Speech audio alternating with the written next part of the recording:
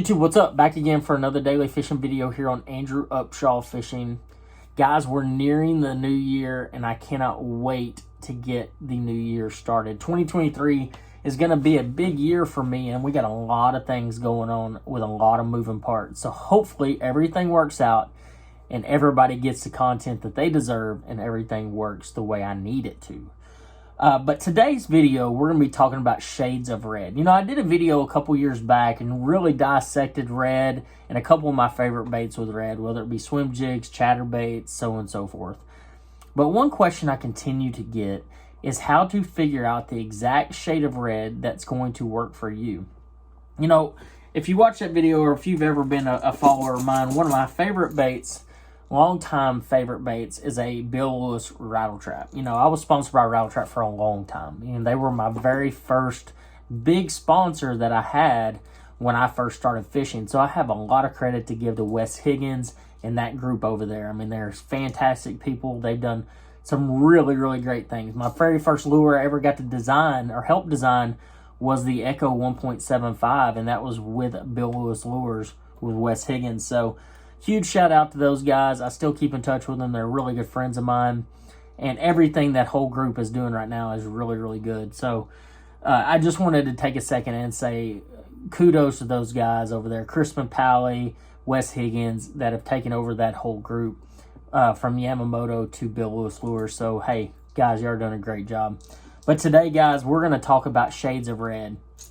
And really and truly, when it comes to red as a color, there's a lot of different ones, and it's extremely intimidating when you go into a tackle store and you see 15 or 20 different colors of red. Well, those colors are there for a reason. You know, they're over the test of time, and you can ask any pro angler out there, and they're going to tell you that red is one of those colors that you have to have the right shade of in certain situations. Now, you're going to have the other side of that. You're going to have the guys like Todd Castledine that are going to say, red is red, and all you need is, if you pick up a red bait, it doesn't really matter what color red it is. But not to contradict what Todd says, because Todd's a very, very smart fisherman. Todd is one of those guys that's going to keep things as basic as possible, and it's worked extremely well for him. He's probably one of the most successful anglers that I've ever met, and probably one of the most talented.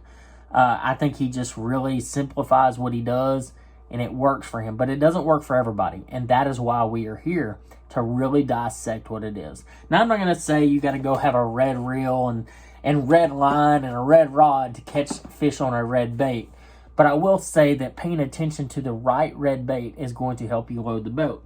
Now, it all has to depend on a couple different factors, whether it's water color, how cold the water is, how the fish are eating, or even, you know, if it's cloudy or sunny, or if the fish are getting a lot of pressure. So paying attention to all of those variables will help you determine which color red is going to work best for you. Now, I'm going to try to walk it through here, and if I miss a part, please comment below and say, hey man, like, you missed this, what do I need to do in this situation? Because undoubtedly I forget to add something in when I do these videos. But let's just talk about high pressure situation. And dealing with, you know, fish that are either getting a lot of pressure from other anglers or a high pressure system that moves through. What is the red bait? Well, it's going to depend if the wind is blowing or the wind is not blowing. And that is kind of where I start paying attention to. And also, if the water's really dirty or if it's clean. So if I'm going to toss out a couple different scenarios and help you break it down. So if the water is really clean, you know, like 2 to 3 foot of visibility or even more, and it's a calm day, and it's post-frontal, and, you know, high pressure system rolls in, a lot of times people are like, man, they're not going to eat a trap today, or they're not going to eat a lipless crankbait. That is when I turn to a more transparent crawl. As you can see, if you can see in the light, this is a more transparent orange-red crawl. I really go to that transparent color this time of year on that particular condition.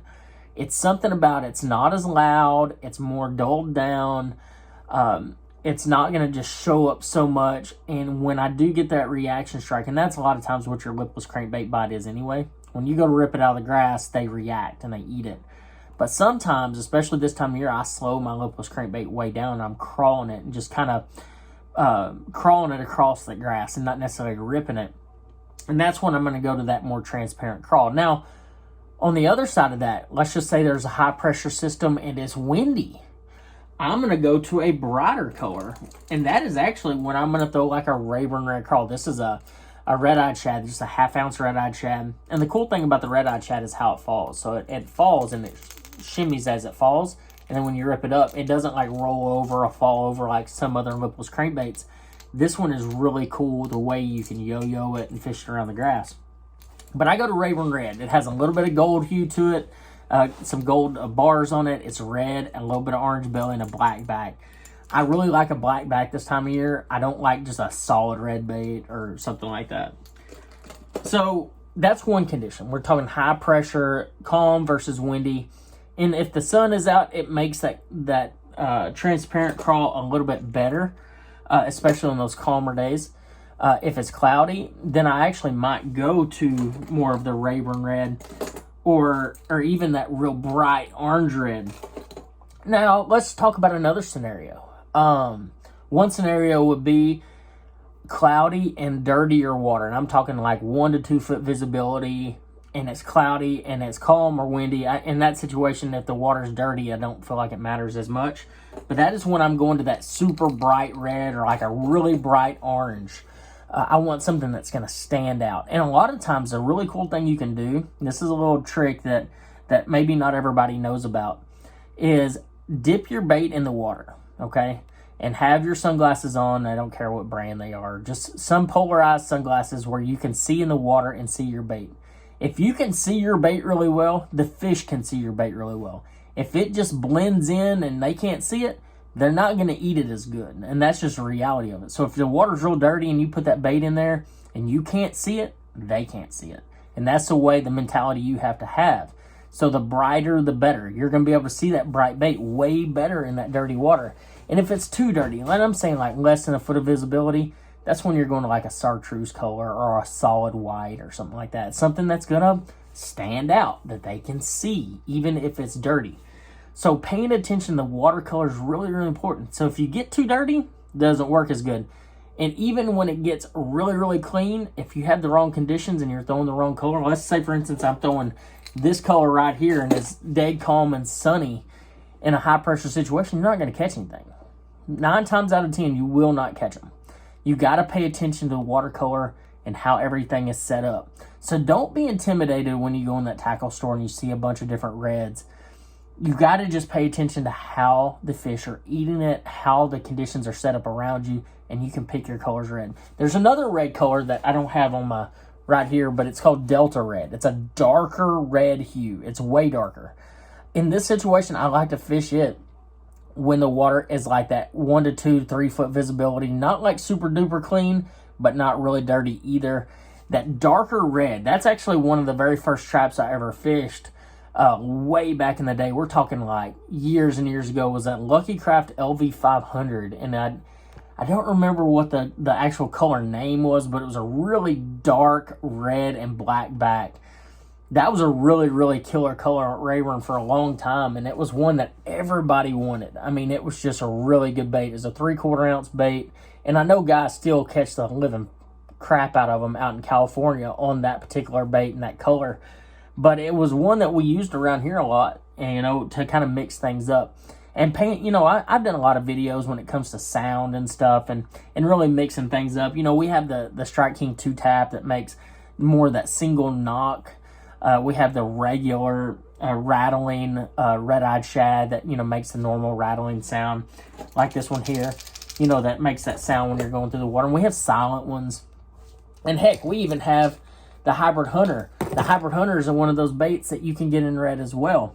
But paying attention to what your conditions are is what's going to help you dictate which lipless crankbait to pick up and what color of red that you need. I'm not going to say that you need to go buy all 24 colors of red that you see in the tackle store, but having a good variety of really bright to really dull is really important whenever you pick a red bait. And I think it's the same when you're picking shad color baits. Is it a solid white bait that I'm fishing, or is it more transparent, or is it super transparent like a ghost minnow?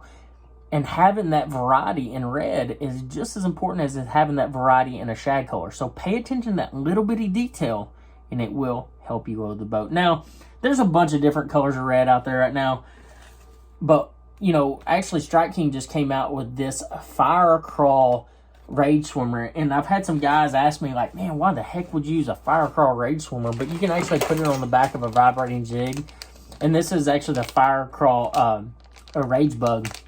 Once again, you can put it on the back of a vibrating jig, but you can flip this bait too, and they'll eat the crap out of it. But guys, I hope y'all enjoyed this video. I hope you learned a little bit about different shades of red and how to pick the right one the next time you're on the water. If you have any questions, please drop them below, and I'll do my best to answer them. I know I've been a little bit slow as of late. I've had a lot of stuff going on with the whole skin deal and my hand situation, and I will do an update video here soon about that. I do have some good news, but until next time, I'll see you on the next video.